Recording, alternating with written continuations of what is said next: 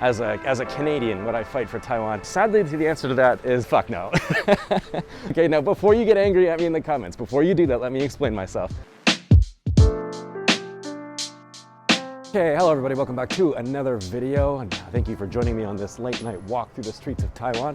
And let's just get into it. As I'm sure you've seen from the news, because we've all been bombarded by it, Russia has scared the shit out of an already pretty hurt world by launching an invasion, or as what Putin would call it, a peacekeeping mission into the Ukraine. And I'm not gonna go too far into the details of that story because, again, it's all over the news. You guys have seen it, I'm sure. You don't really need me talking about it any more than it already has been. But one of the narratives, one of the things, the stories that have come out of this is that people are saying that China is watching that situation closely and taking that as a lesson for potentially invading Taiwan. So I guess the idea is that China is going to see, they're going to gauge what the Western reaction is to the invasion to see if maybe Taiwan is on the dinner table finally. And so I'm sure, if you follow my channel, I'm sure you're already aware of that story as well. And so the question is, do I think China will invade, and would I stay and fight if they did? And so let's talk about that a little bit. Do I think China will invade? Not really. I don't think militarily they will. I still think it's going to be somewhat of a soft power thing. I think they might take a note out of Putin's book and say it's a peacekeeping force, or they're going to muddy the waters up somehow by not labeling it as an invasion to make it indefinable or undefinable, to make it not illicit in what they're doing, to sort of slow down Western response, which is really a big factor. It's a big reason why China hasn't invaded, is the potential for Western support in the event of an invasion on Taiwan. And so I don't think it's going to be anything as direct as like an actual beach assault. The potential is still there to happen. So that's just my opinion on it. You can share your thoughts in the comments if you want. Do Taiwanese people think that China will invade? I also don't think that they are. Not everyone's the same. Obviously, everyone has a different opinion on what the situation is. But I think what it is more of a heightened awareness to the situation. I think that the reserves have been called up for a training session, and so they've been kind of working on the military a little bit more since the invasion of Ukraine.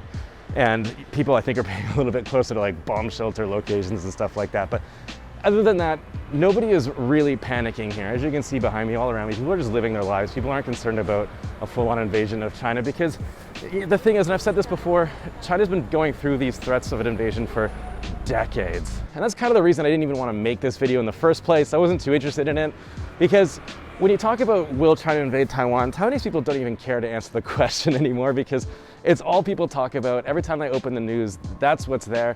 It's almost annoying to talk about it again. It's like, for fuck's sakes, can we just get past this? Because it feels like a lot of the times people are just summing Taiwan up as just the country or the island that China will eventually invade, and there's nothing more to Taiwan other than just not being Chinese. And I think there's more to Taiwan than just the threat of a Chinese invasion. However, I'm also not saying that these things aren't worth talking about. I'm just saying that Taiwanese people aren't as panicked or as bothered by the situation as I think a lot of people think they might be.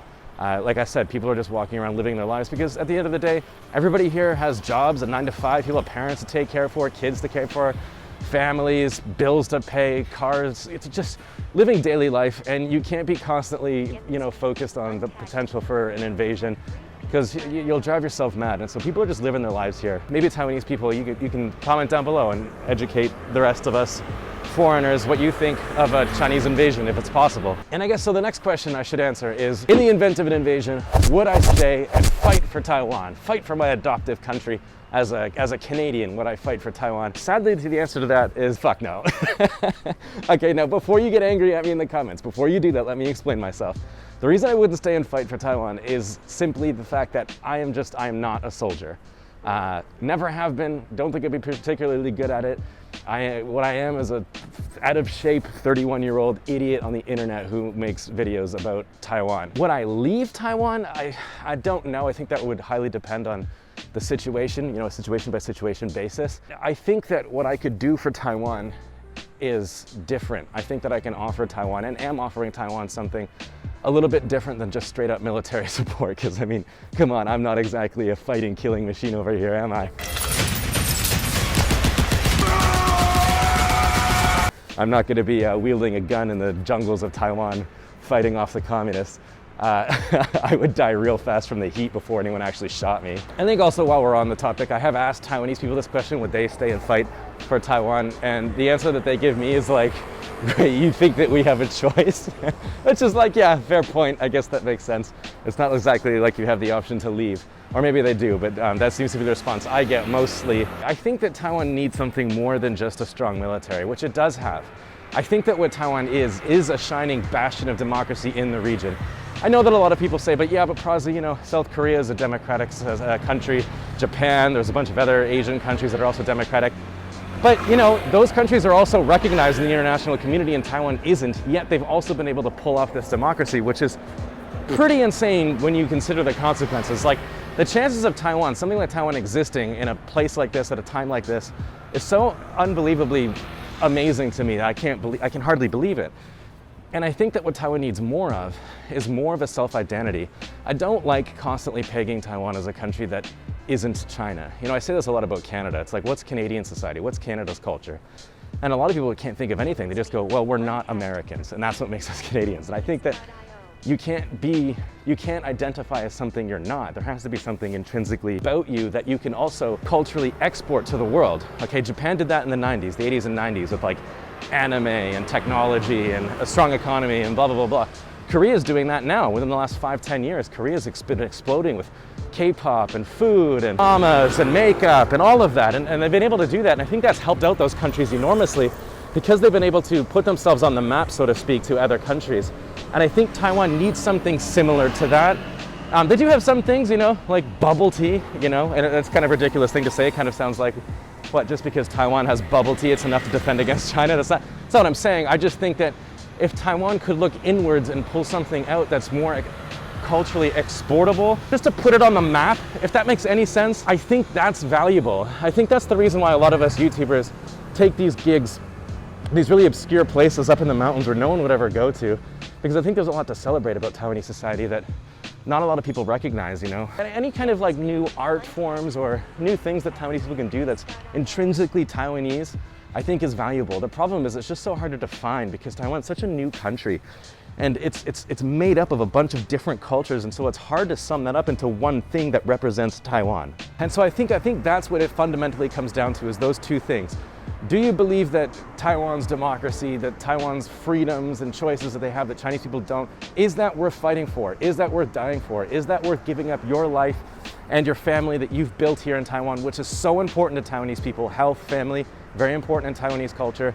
Is that worth sacrificing for this country that you've built despite the odds? I think that's what everyone has to ask themselves. And the other part of it is, on top of having a strong military, strong defense, your own currency, your own government, your own people, I think having to look within and having to try to figure out what is Taiwanese, what can you culturally export, what can you put you on the map, what can people consume that's Taiwanese to make it worth defending from an outsider's perspective. And I think that's kind of maybe the goal or the point of my YouTube channel, is trying to dig deeper to figure out, okay, what exactly is Taiwan? What does it mean? You know, because I really want to get away from this whole idea of it being like, well, you know, we're very quiet like the Japanese, you know, but we also care very much about family like the Chinese, but we're also democratic like the Americans. It's like, no, not like other people. What is intrinsically Taiwanese? How do you sum that up so that you can kind of take it and almost sell it? Which I know it sounds a bit, you know, well, I can be Taiwanese, I don't have to sell my own culture, and that's not what I'm saying. I'm just saying I think it would help Taiwan a lot if they can do what the Japanese and Koreans did, you know, previously and currently, to sort of help it along, help it become a little bit more digestible for the rest of the world, because I just worry that Taiwan will be left to be known as just a country that isn't China.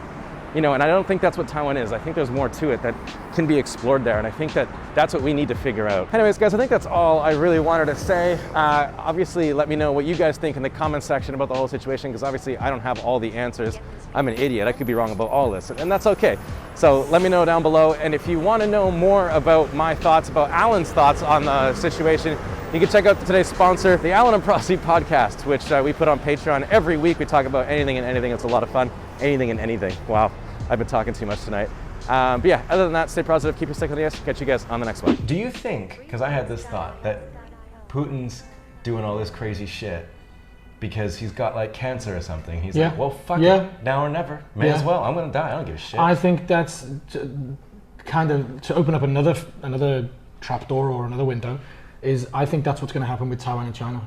You think Xi Jinping doesn't want to die before taking Taiwan? I think he's going to wake up one day and be like, you know what? I've not got long. How old is Xi Jinping? About the same, 60 odd. Don't know, yeah. He's going to be like 70s. Maybe like, I'm not going to be the one that I'm not going to die while Taiwan is in other hands. I want to see it come back, because when you die, and your legacy is there. So like those kind of people, that's what they want to do. It's like businessmen, right? If you put them in the realm of businessmen, like Elon Musk, they've got like a different brain, different way of thinking to most people. Yeah. So like Elon Musk is planning to put people on fucking Mars, right? So that takes an exceptional level of intelligence or ambition or vision. So Putin and Xi Jinping, they've got the same level of, or even more so level of vision and ambition, but just to use it negatively. Yeah, and I think what also shocks me is how people don't understand why most countries have a limit on the amount of terms their leaders can lead. Because when you have leader for life like Xi Jinping and essentially Putin, this is the type of shit that happens. Exactly, that's why democracy is democracy. That's why. Well, technically Russia's a democracy, isn't No, but it? that's Technically speaking. yeah, but technically speaking, China is a communist country or whatever, but yeah. Yeah. I don't know.